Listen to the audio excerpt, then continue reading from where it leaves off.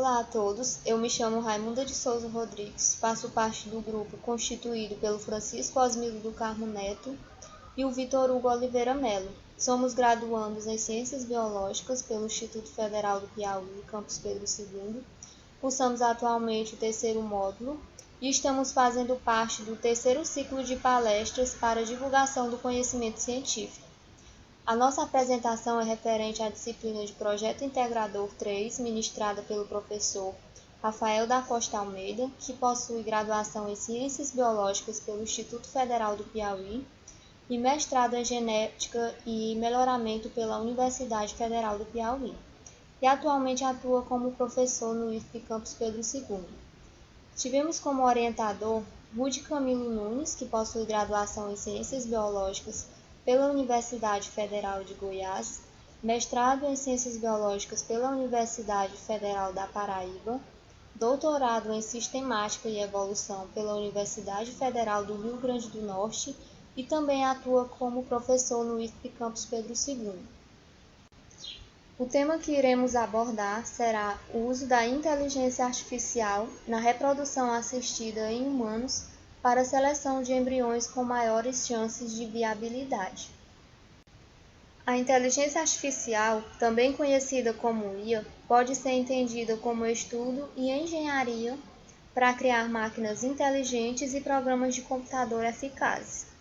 Esse estudo está associado à escolha de sistemas que possam compreender a inteligência humana. Então, a inteligência artificial ela é uma área ampla dentro da ciência da computação, que consiste na elaboração de dispositivos capazes de simular o raciocínio humano. Há algumas décadas se via a inteligência artificial apenas como parte das histórias de ficção científica. Até consideravam a possibilidade de trazer para a realidade, mas parecia ser algo distante. Mas com o decorrer do tempo, houveram muitos avanços e atualmente a IA possui aplicações em diversas áreas. Dentro da medicina, ela atua no reforço de diagnósticos, na análise de imagens por patologia, que é o estudo de uma determinada doença de forma mais detalhada, e varreduras, que são imagens por ressonância magnética. Ou seja, a IA, além de possibilitar a obtenção de resultados de forma mais rápida e precisa, ela também permite a redução de trabalho dos profissionais envolvidos. Atualmente, uma das aplicações mais utilizadas é a técnica de reprodução assistida, que inclui dois tipos de procedimentos, a inseminação artificial e a fertilização in vitro. Esses dois tipos foram desenvolvidos no intuito de resolver problemas de infertilidade, tanto feminino quanto masculino. Essas imagens representam os dois procedimentos. Nessa primeira, temos a inseminação artificial, onde temos a coleta de esperma, a seleção e a implantação no útero. Na segunda imagem, temos a fertilização in vitro. O primeiro passo é a estimulação do ovário, depois a punção folicular, que é a retirada do óvulo, depois a coleta de espermas, a fertilização, nesse caso, ocorre em laboratório, e por fim a transferência de embrião para o útero. Esses processos se dão através de uma etapa de avaliação, com o objetivo de identificar embriões com maior potencial de nascimento vivo. Lembrando que a realização desses procedimentos conta com o auxílio do trabalho de embriologistas. Antes da descoberta da inseminação artificial, algumas mulheres sonhavam em engravidar, mas devido a problemas de infertilidade não conseguiam. O surgimento desse procedimento trouxe essa possibilidade, porém ainda não era tão eficiente e nem tão acessível. A inteligência artificial, após implantada nessa área, permitiu o melhoramento dessa técnica e a tornou mais confiável. A embriologia ela é a área da biologia que estuda o desenvolvimento embrionário dos seres vivos e é através desse desenvolvimento que uma única célula se transforma em um ser pluricelular. Todo esse período de desenvolvimento ele ocorre em duas etapas. A embrionária, que são as primeiras 9 semanas a partir do dia da concepção, e a pós-embrionária, que é quando o indivíduo em formação já passa a ser chamado de feto. Os estudos da embriologia são essenciais na diminuição de riscos durante a gestação e também ajudam a torná-la possível por meio de métodos artificiais, como a gente já viu. Associando a embriologia à IA, temos uma relação de complementariedade, de forma que uma contribui com a outra na realização de suas respectivas funções. Mas é importante ressaltar que, embora a inteligência artificial seja muito eficiente, ela não substitui o trabalho dos embriologistas. Cada um exerce seu papel, de forma que a junção dessas duas áreas permitem alcançar resultados com maior precisão. Bom, e como fazer para obter essa tecnologia?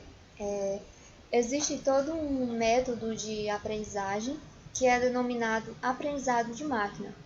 E esse método ele é fundamentado na ideia de que o ser humano consegue construir máquinas capazes de processar dados e aprender por conta própria, sem a necessidade de monitoramento.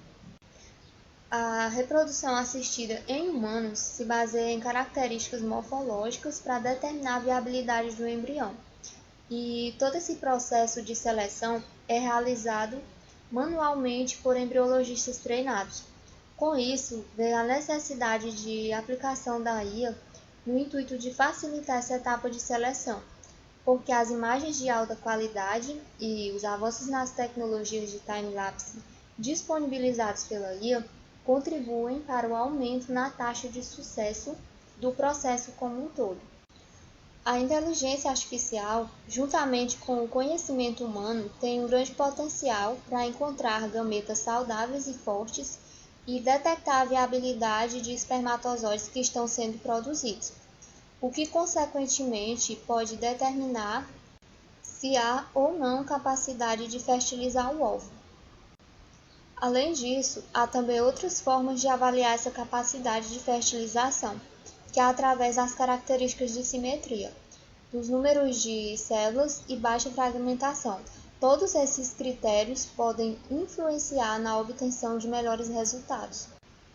Analisando a atuação da IA na realização desses procedimentos, vemos que ela vem se superando com o passar do tempo, e à medida que vão sendo criadas novas ferramentas, diminuem-se os riscos e aumentam as chances de uma gestação saudável.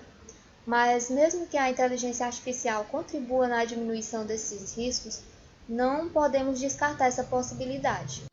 Ainda que sejam pouco frequentes, podem causar prejuízos à saúde e variam de leves a graves. Na fertilização in vitro, existem riscos como dor pélvica e abdominal ou lesões em órgãos próximos aos ovários. Esses problemas geralmente são leves, mas também podem ocorrer casos graves. Na inseminação artificial, o que pode ocasionar alguma complicação é quando se tem uma gravidez gemelar, porque uma gestação com muitos bebês aumenta a possibilidade de resultar em partos prematuros. Outro problema que pode ocorrer é a síndrome de hiperestimulação. O que acontece? Nesses procedimentos existem medicamentos específicos que são injetados com o objetivo de obter um número maior de folículos e óvulos e, consequentemente, aumentar as chances de gravidez. Mas cada paciente responde de uma forma diferente, dependendo de fatores como a causa da infertilidade. A hiperestimulação é quando a mulher obtém uma resposta exagerada a esse medicamento e isso pode acarretar problemas como dor abdominal, aumento do tamanho dos ovários e inchaço, que podem variar de leves a graves, mas existem tratamentos para esse tipo de problema. Ao longo do nosso trabalho, a gente vai abordando a aplicabilidade da inteligência artificial durante as etapas de seleção de embriões viáveis na reprodução assistida e especificamente em humanos. E ao final apresentaremos uma síntese dos benefícios e contribuições que o uso dessa tecnologia é capaz de proporcionar na realização desses procedimentos.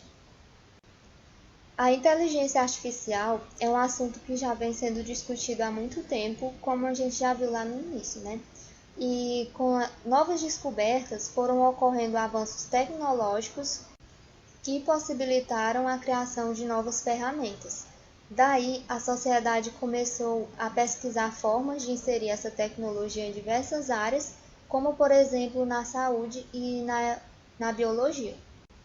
Tudo isso foi pensado em função de trazer benefícios para a sociedade, com como a possibilidade de aperfeiçoar algumas práticas que já existiam. No entanto, não eram tão eficientes quanto agora. Dentre essas práticas está a seleção de embriões. Então, a inteligência artificial pode ser usada na reprodução assistida em humanos justamente devido a essa capacidade de aperfeiçoamento. Esses estudos foram realizados a partir de questionamentos como: quais as aplicações da inteligência artificial especificamente na reprodução assistida?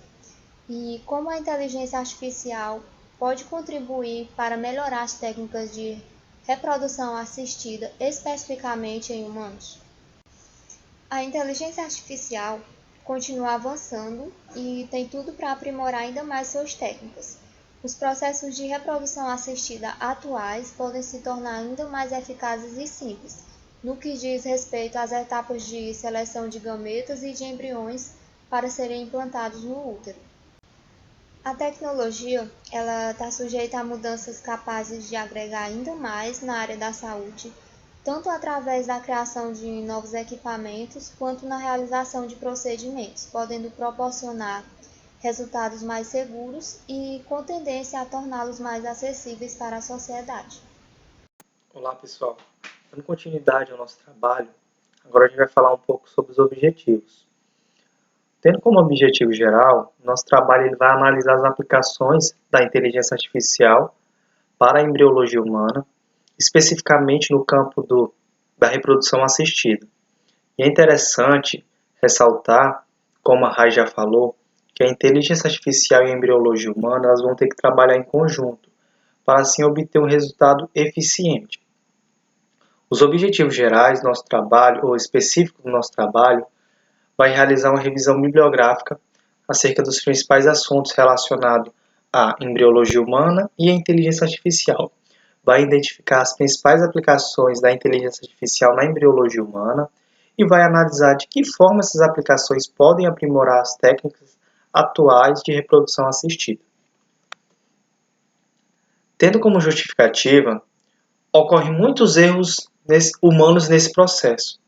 É interessante falar que nós, como seres humanos, somos capazes de cometer erros. Então, quando se trata de erros humanos, a gente tem que entender que seres humanos são subjetivos. O que é isso? Eles têm que tomar escolha, tomar decisões, onde essas decisões talvez podem ocasionar em um acerto ou em um erro. Então, justamente a inteligência artificial ela vai auxiliar o ser humano para que não aconteçam esses erros. E se acontecer esses erros, acontecer em menor escala. A inteligência artificial consegue aprender e identificar padrões característicos. Então é interessante ressaltar que o ser humano ele vai ser de grande importância na inteligência artificial, principalmente no quesito programação, né? Criar padrões para que a inteligência artificial consiga entender, consiga ir lá e fazer, porque diferente do ser humano, a inteligência artificial ela é objetiva. Ela vai fazer aquilo que está programado para fazer. Se é para identificar a camada de algo, ela vai identificar a camada. Se é para obter imagem de qualidade, ela vai obter aquela imagem, certo? Então ela foi programada para seguir aqueles padrões característicos. A IA, a inteligência artificial, será capaz de realizar essa etapa de forma mais eficaz. Interessante falar, com o avanço da tecnologia, no auxílio da embriologia, da reprodução assistida, ela foi de grande valor, porque a partir daí conseguiu identificar processos que antigamente eram ruins de fazer, com mais qualidade, a identificar, a selecionar gametas masculinos de qualidade, que tem força, né? que é saudável, conseguiu identificar através de imagem, processos. Porque muitas das vezes essas seleções de embrião, através da inteligência artificial, é de suma importância para aquelas pessoas que talvez não teve um êxito na sua gestação e está procurando algo para ter uma gestação, já está com uma certa idade, não tem tanto, e pode acontecer alguns problemas, então ela vai procurar a reprodução assistida. Agora a gente vai falar um pouco sobre uma breve história da embriologia, né, e da tecnologia, da inteligência artificial. Nosso referencial temático, a gente vai começar realmente contando um pouco da história da embriologia, né? Vai começar lá da sociedade primitiva. Mas antes de a gente começar, é interessante falar, como a gente vai começar pela sociedade primitiva, é que não temos tantas evidências, tantos fatos históricos, tantos arquivos relacionados a essa sociedade, mas temos bastante vastos estudos que comprovam algum relato, algum arquivo histórico, algo desse tipo que vai comprovar esses assuntos. Numa sociedade primitiva, ignoravam-se a função do homem na procriação dos filhos. Então, na sociedade primitiva, eles tinham um pensamento que eram larvas, né, ancestrais que flutuavam no meio no ambiente e que assim, ao encostar a mulher encostar uma pedra, um templo sagrado ou uma árvore, ele adentrava no ventre dela e assim tinha uma criança. Então são crenças que antigamente tinham, costumes, que antigamente eles tinham essa visão. E também tem as culturas, né, as culturas de defloramento, que são rituais, que até hoje eles são feitos, mas não com tanta frequência, mas antigamente era feito com mais frequências. Em 1651, a gente vai ter um marco da embriologia, né? Ainda com poucos estudos, é claro, mas William, ele publicou um livro que acreditava que a semente masculina, o esperma, que nesse tempo ainda não tinha esse nome, depois da entrada do útero, transformavam-se em algo conforme um ovo, do qual o embrião se desenvolvia. Então aqui ele já foi trabalhando a ideia do que acontecia dentro da mulher, poderia-se dizer assim. Em 1745, Charles conceitou a palavra embrião temente para representar que os corpos estavam encapsulados, um incluso no outro. Então a gente percebe esse processo sucessivo na questão da embriologia. Eles foram adaptando, foram pesquisando, claro, dependendo da época, os estudos que tinha naquela época. Em 1827, o termo espermatozoide foi cunhado. Até esse tempo não tinha esse termo espermatozoide, eles usavam como semente. Então, o esperma, que nesse tempo já foi cunhado, era usado como semente. Em 1839, o ovo devidamente identificado como uma célula. Então, nesse tempo, foi identificado como uma célula, o óvulo, né? E logo em seguida, um pouco mais à frente, também foi identificado como célula espermatozoide. Em 1875, foi um marco, né, para a embriologia, pois Oscar observou a fecundação de ouriço do mar e estabeleceu definitivamente a comunicação dos dois gametas. Foi aí que ele estabeleceu essa comunicação, mesmo sendo do ouriço do mar, mas ele realmente viu essa ação dos gametas, porque ele percebeu que os gametas masculinos eram dispersos no mar, naquela imensidão, e ele viu que era de uma forma, certa forma, não é a mesma forma das ações que hoje é feito, mas ele foi percebendo as características, foi observando e assim definitivamente estabeleceu. Agora a gente vai falar um pouco da história da inteligência artificial, né? Uma breve história também, só para a gente ver marcos históricos acerca da inteligência artificial até nos últimos anos. Em 1943, ocorre grande marco sancionado como IA, que foi executado por esses dois cidadãos que eles se basearam em 3 fontes, né? A informação de fisiologia básica e do trabalho de neurônios do cérebro, uma análise clara da lógica proposicional criada por Russell e utopia da computação. Então, nesse tempo aí foi realmente o grande marco da inteligência artificial. Mas só foi em 1950 que esse termo IA, inteligência artificial, que ficou mais amplo, porque Alan foi o primeiro a definir uma visão mais ampla acerca do conteúdo. E em 1952 e 1969 foi notável por grande entusiasmo e expectativa. A gente vê que aí foi um tempo um pouco, pode dizer assim, um meio tempo, onde essas pessoas elas já tinham se discutia sobre aquele assunto, tinha um grande entusiasmo acerca daquele assunto, tinha expectativas acerca da inteligência artificial. Realmente, nesse período de tempo, foi mais conversações sobre a inteligência artificial, pessoas, doutores, discutir sobre aquilo, tendo expectativa para o futuro. Em 1969, a Universidade de Stanford desenvolveu o programa Dendral. O que era esse programa? O programa Dendral era feito para desenvolver soluções capazes de encontrar estruturas moleculares orgânicas a partir de espectrometria de massa das ligações químicas presentes em uma molécula desconhecida. Então a gente percebe que foi se aprimorando. Desde 1943 a 1969 foi tendo aprimorações, né? Então ficou mais complexo, né? Então esse desenvolvimento dendral ele foi ficando bem complexo, foi bem complexo, mas a gente já foi tendo estudo relacionado a isso. Em 1981, os japoneses anunciaram um projeto. Que projeto era esse? Era um plano de 10 anos para montar computadores inteligentes por meio da utilização do Prolog. O que era Prolog? Era programação lógica.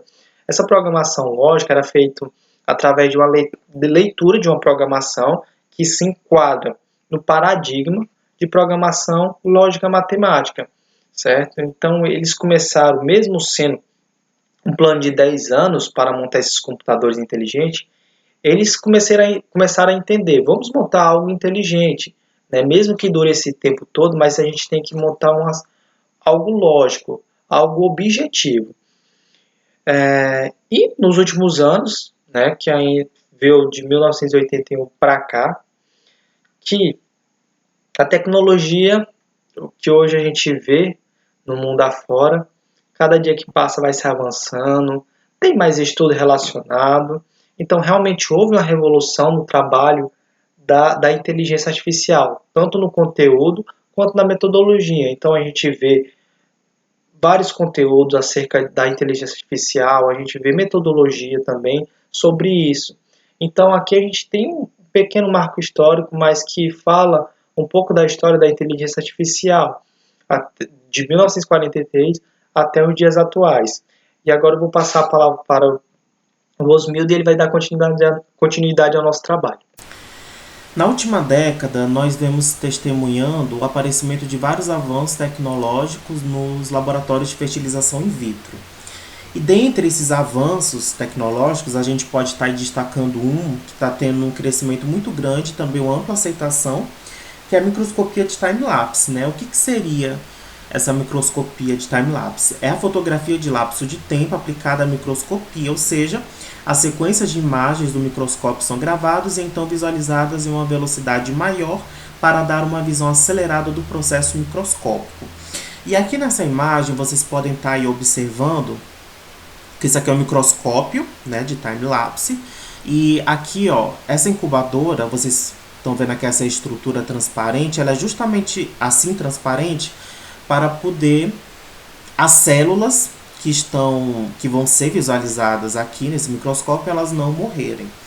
E agora eu vou estar mostrando para vocês aqui um vídeo rapidinho, né, mostrando como funciona, né, na visão do microscópio aqui, essa técnica, né? E nesse vídeo ele está mostrando aí os neurônios através dessa microscopia.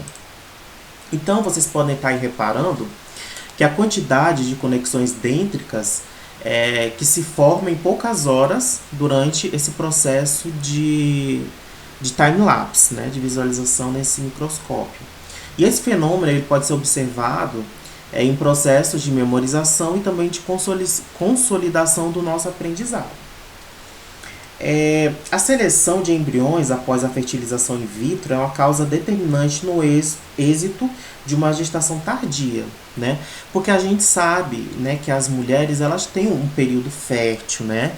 E hoje em dia, né, por conta também que a mulher trabalha, a mulher independente, tudo, às vezes as mulheres elas adiam muito, né, a gestação. E os óvulos, né, vão ficando velhos e aí realmente é necessário novas tecnologias para estar auxiliando no processo, né, quando ela quiser engravidar, conseguir, né? E a distribuição morfocinética clássica, que é feita hoje em dia pelos embriologistas experientes, né, ela pode fornecer de forma subjetiva e inconstante, né? E outras técnicas complementares, conforme as imagens time-lapse, né, elas podem estar ajudando a tornar esse processo mais prático e também preciso. Então, as tecnologias elas vêm para estar auxiliando, né, o homem, né, para estar auxiliando aí durante esse processo, tá bom? Aí, em um estudo recente, né, foi testada uma metodologia para uniformizar a verificação e o método de distribuição de embriões baseada em inteligência artificial. Foi testada uma rede convolucional em 50 mil imagens de embriões provenientes de time-lapse. O protótipo de inteligência artificial, chamado de STOC, ele se mostrou apto em pressupor a linhagem do blastocisto, né, de acordo com a intensidade. Isso sugere que a inteligência artificial pode compreender e distinguir com êxito embriões de baixa ou alta propensão. E a análise citada, nesse estudo que eu acabei de falar para vocês, ela foi fundamentada em uma única imagem de blastocisto 110 horas depois da injeção intracitoplasmática de esperma na manhã do 5º dia do teste, né? Esse estudo ele foi feito pelo Zaninovic Elemento e também por Rosenwachs. E aí, gente, teve um outro estudo também feito, né, por esses estudiosos, por esses cientistas, né, que eles relataram que a inteligência artificial ela melhorou a verificação da capacidade de blastocistos, né? Então, esse estudo ele foi denominado de avaliando a habilidade do blastocisto humano usando inteligência artificial e rede neural convolucional, né? Essas redes neurais convolucionais profundas foram usadas juntamente com a arquitetura do Inception do Google. Eles avaliaram 50.392 imagens de 10.148 embriões cultivados em um sistema de time-lapse e encontraram eficácia de 97,52% para qualificar blastocistos bons e ruins, juntamente com 90,6% de eficácia para o verdadeiro blastocisto, que é para o verdadeiro positivo, que é o blastocisto implantado de boa procedência, e de 89,6% para o verdadeiro negativo, que é o blastocisto que não foi implantado e de baixa qualidade. Então, a gente está nessa primeira imagem aqui, ó, é uma comparação e avaliação, né, dessa tecnologia STOC, né, que esses cientistas, né, eles elaboraram, né? Então, este mapa de calor circular, ele está demonstrando aí a previsão de estoque, né, produzindo notas boas e ruins.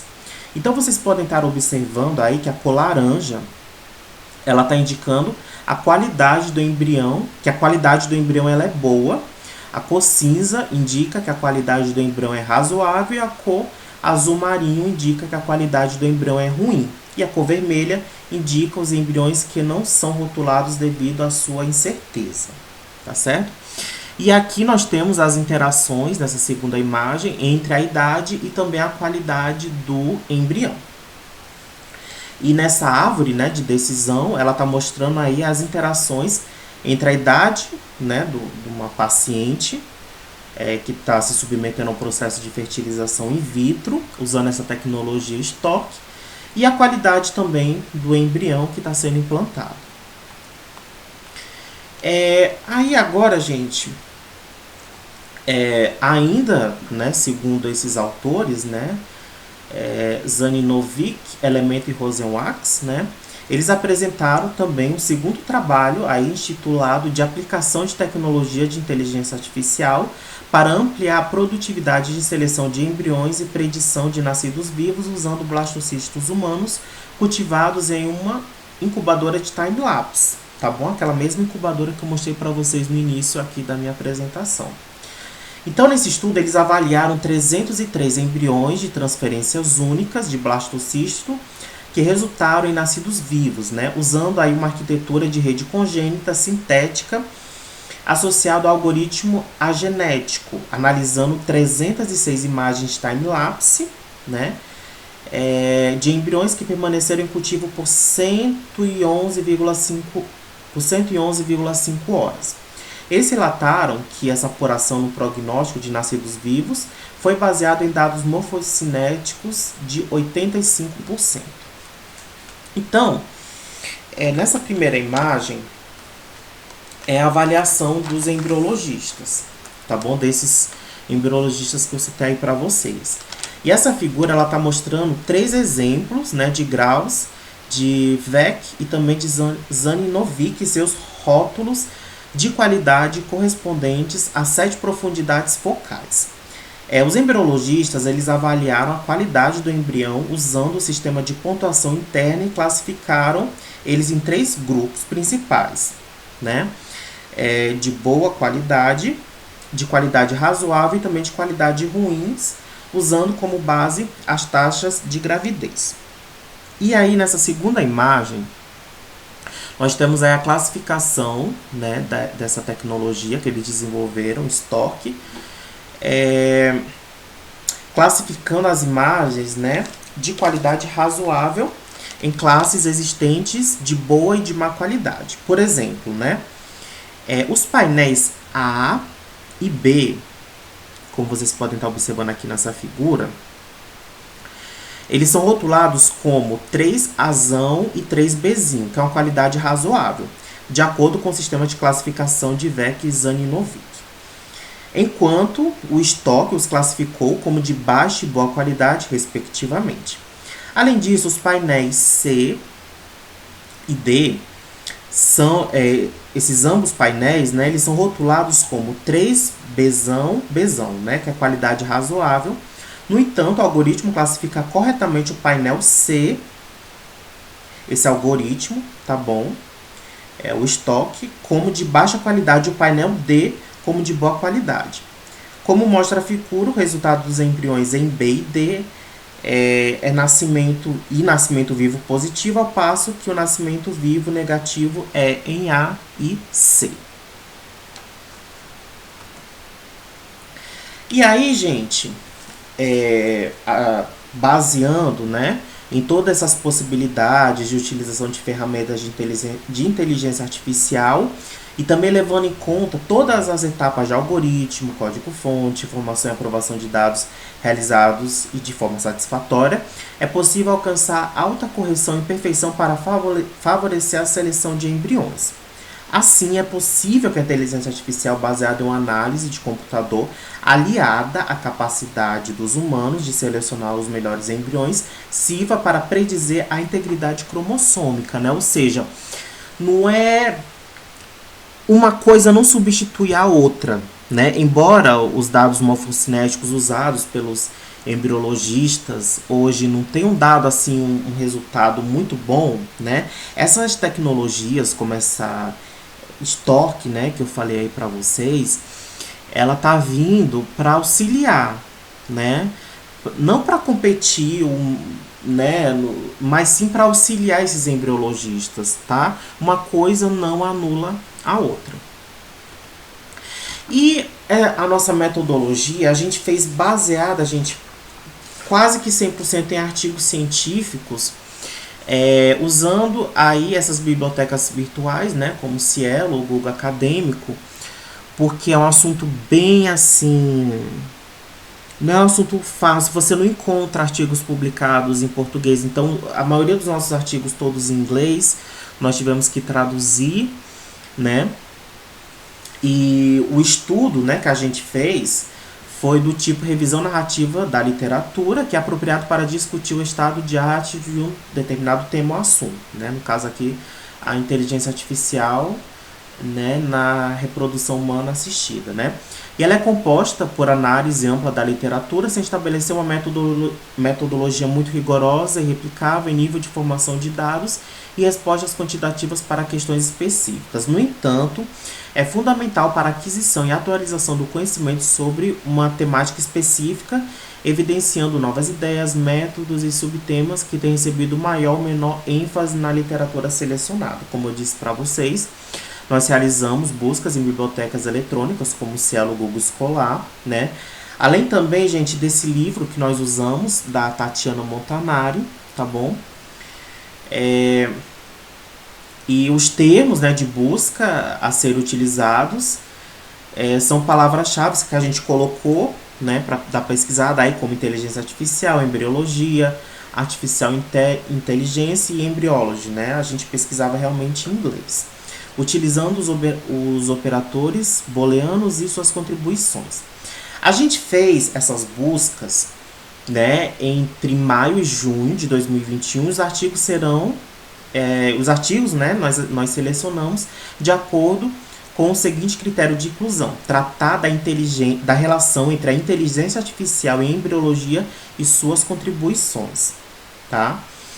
E os textos, né, nós limos eles na íntegra, né, e nós destacamos os pontos mais relevantes de cada estudo, com enfoque nas contribuições do uso da inteligência artificial para a reprodução humana assistida, né. E aí, gente, esse foi o nosso trabalho, né, aí são as nossas referências, nós usamos muitos artigos científicos, viu? Foi todo praticamente artigo científico, tá bom? O nosso trabalho. E é isso, gente. Eu espero que vocês tenham gostado da nossa apresentação e meu muito obrigado.